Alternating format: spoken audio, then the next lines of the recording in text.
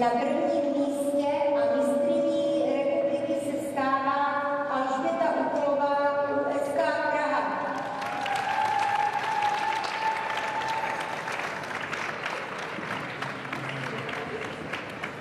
Na druhém místě Eliška Březinová, TJ Stadion Brno.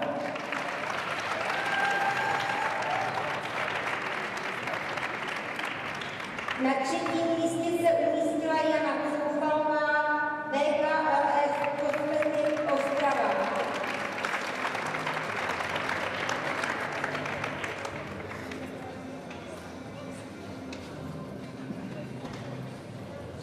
Ceny budou předávat paní doktorka Jitka Mokrá, předsedkyně komise rozhodčí Českého krasobruslařského svazu, pan Zdeněk Procházka, zástupce sboru rozhodčí a pan inženýr Petr Merichar, předseda krasobruslařského klubu Pardubice.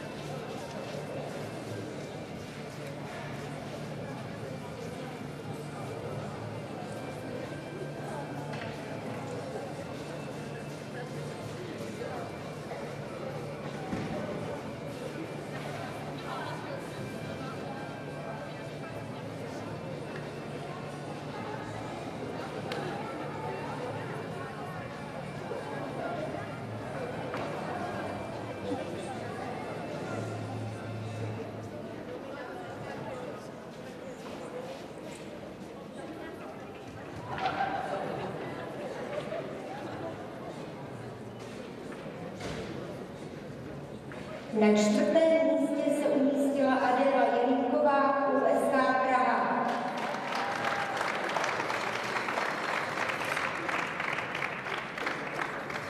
Na pátém místě se umístila Nastasia Lovačevská, BK Praha.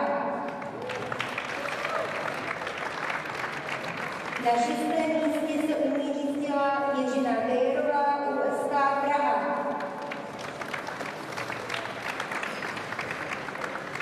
Na sedmém místě se umístila Daria Zajíčenko, USK Praha.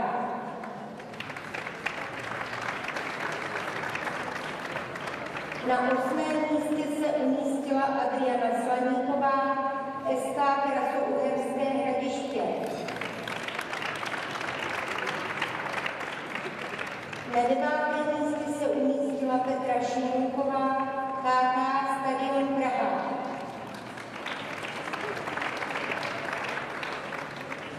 Na desátém místě se umístila Monika Zerklerová, TJ Auto Škoda Mladá Boleslav.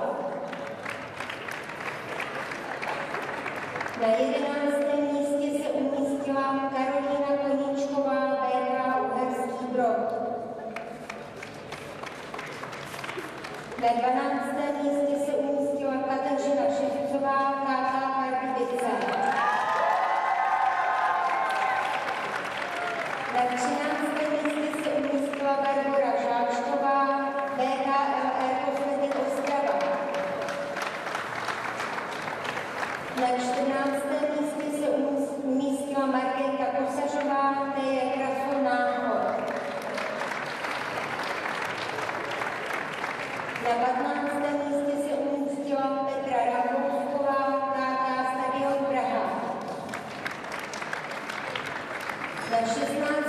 místě se umístila Elizabeth Čistělková, USK Praha. Na 17. místě se umístila Lidie Lehová, TJ Krasonáchod.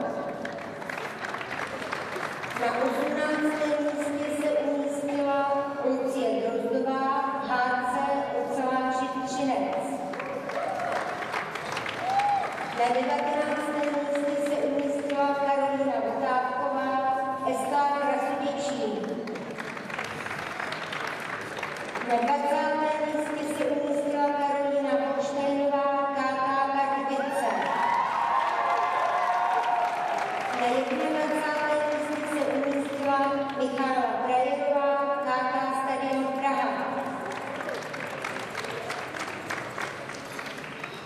Děkujeme